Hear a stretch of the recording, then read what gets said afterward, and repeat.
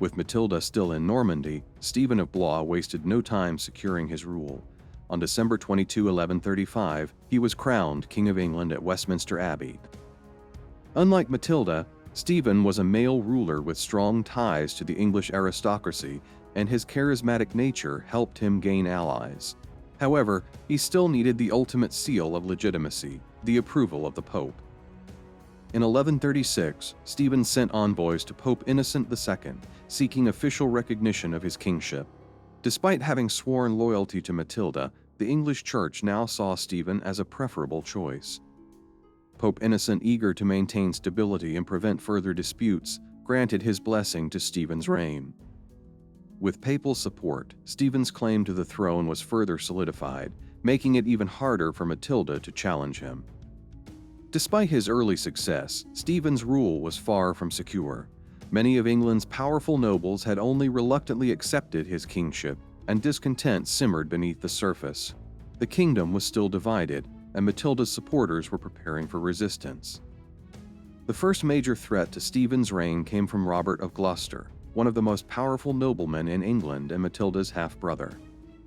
Born out of wedlock, Robert was Henry's illegitimate son, but had been one of his most trusted allies.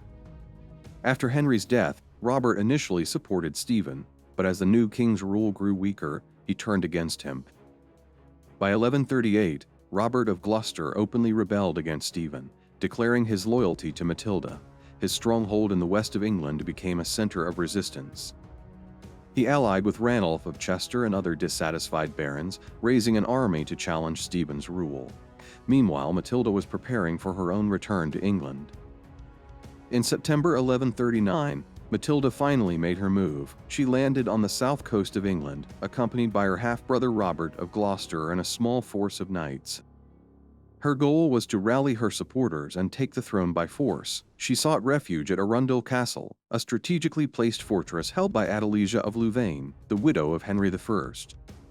Stephen acted quickly, marching south with his army to besiege Arundel. However, in an unexpected move, he allowed Matilda to leave the castle unharmed. Some historians suggest that Adelicia negotiated Matilda's safe passage, while others believe Stephen saw little threat in Matilda at this stage. He may have also feared looking dishonorable by attacking his cousin directly. Instead, he allowed her to travel to Bristol, where Robert of Gloucester's forces awaited her.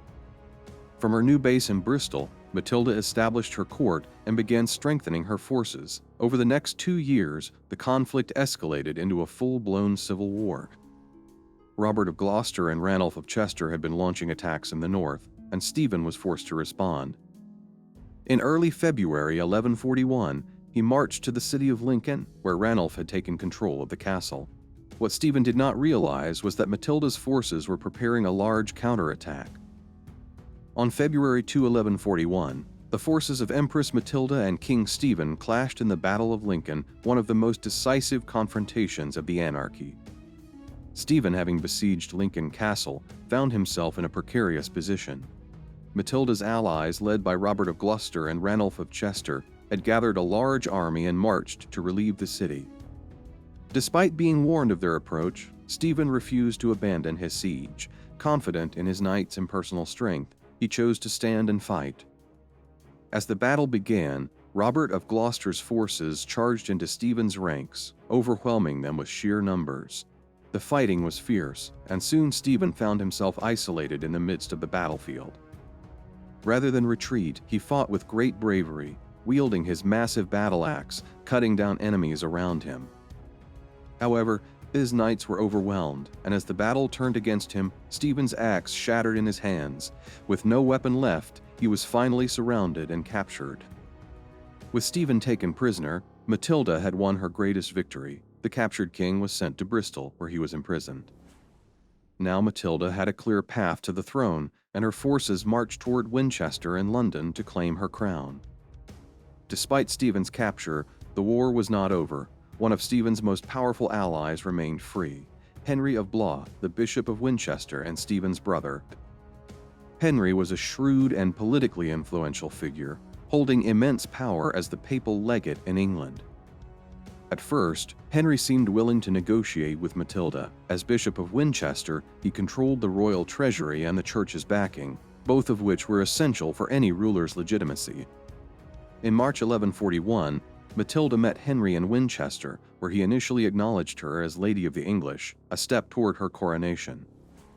However, Matilda made a crucial mistake. Instead of securing Henry's full loyalty, she alienated him and many nobles by acting as if she had already won the war. She dismissed several of Stephen's supporters, refused to compromise with the church, and made it clear that she would rule as queen in her own right, not merely as Stephen's replacement. Realizing that Matilda's rule could threaten the church's influence, Henry of Blois turned against her and began rallying Stephen's remaining supporters. His decision would soon lead to Matilda's greatest setback, the Rout of Winchester. In September 1141, Matilda moved to Winchester, attempting to secure the city and solidify her rule. However, Henry of Blois had already mobilized an army, reinforcing the city's defenses and cutting off Matilda's supply lines.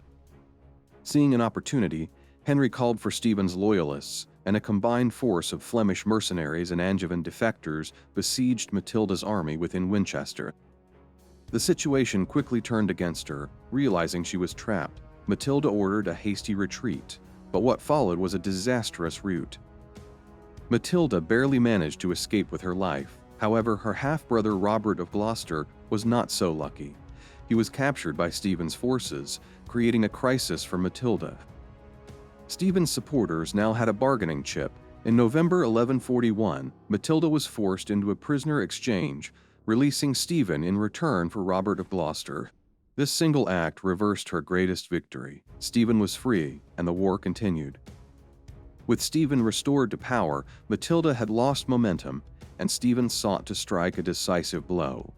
In late 1142, he turned his attention to Oxford, where Matilda had taken refuge in Oxford Castle. Stephen's army surrounded the castle, cutting off all supplies. As winter set in, Matilda's forces began to starve, and it seemed that her capture was inevitable. However, in one of the most daring escapes of the war, Matilda defied all odds. On a bitterly cold December night, Matilda and a small group of loyal knights dressed in white cloaks to blend into the snow-covered landscape. Under the cover of darkness, they silently make their way across the frozen Thames. Matilda successfully escaped to Wallingford, evading capture once again. Despite Matilda's daring escape from Oxford, the war remained deadlocked. Both she and Stephen had suffered victories and defeats, but neither could secure total dominance over England. The conflict had now devolved into a prolonged struggle, with shifting alliances, castle sieges, and raids across the countryside. Matilda's base of power remained in the west of England, with strongholds in Bristol, Gloucester, and Devizes, while Stephen controlled London and the southeast. While Matilda fought in England, her husband Geoffrey of Anjou had been steadily working to conquer Normandy. By 1144, Geoffrey had successfully captured Rouen, effectively securing Normandy for Matilda's family. This was a major victory. It meant that Matilda's son Henry now had a stronghold in France and a legitimate claim to the Duchy of Normandy. However, despite this success, Geoffrey showed little interest in intervening directly in England. He preferred to consolidate his rule in Normandy, leaving Matilda to fight her battles alone. By 1147, the tide of the war had turned against Matilda. Many of her most powerful supporters had either died, grown weary of the conflict, or sought peace. Robert of Gloucester, her most loyal commander and half-brother, died in 1147, leaving a huge gap in her leadership. Without his military skill and political influence, Matilda's position weakened significantly. At the same time, her resources were dwindling. The ongoing war had exhausted her finances, and support from the barons was declining. Recognizing that her chances of ruling England were slipping away, Matilda made a critical decision.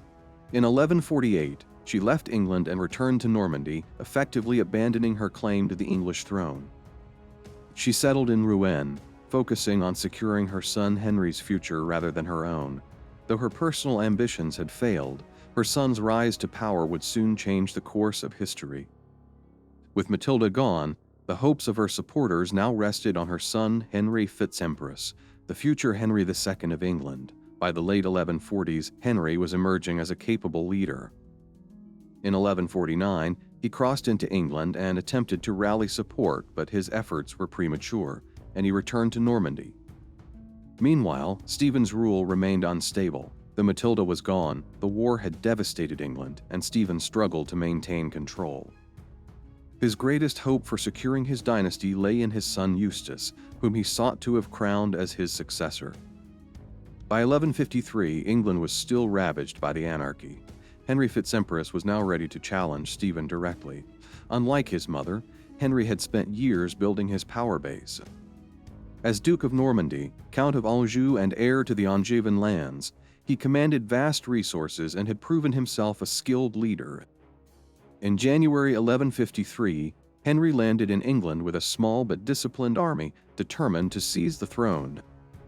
His forces were not large enough for outright conquest, but he carried something even more powerful, the support of many disillusioned barons.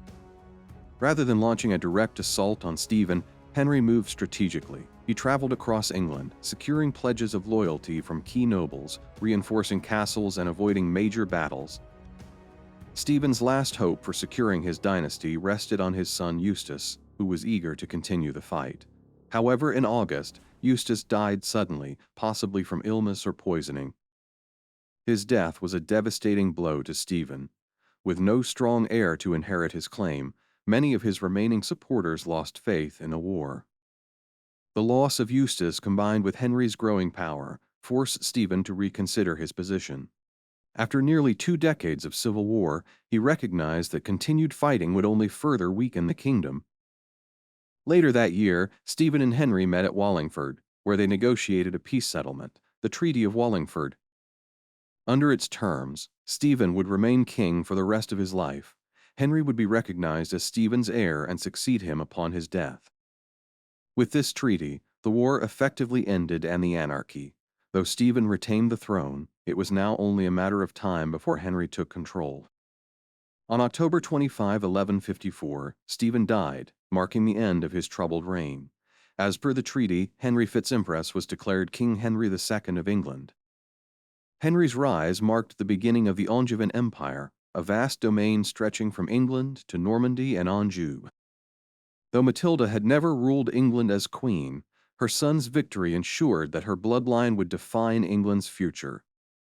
In her later years, Matilda's health began to decline. By 1167, she had largely withdrawn from political life, spending most of her time in Rouen, where she had established her court.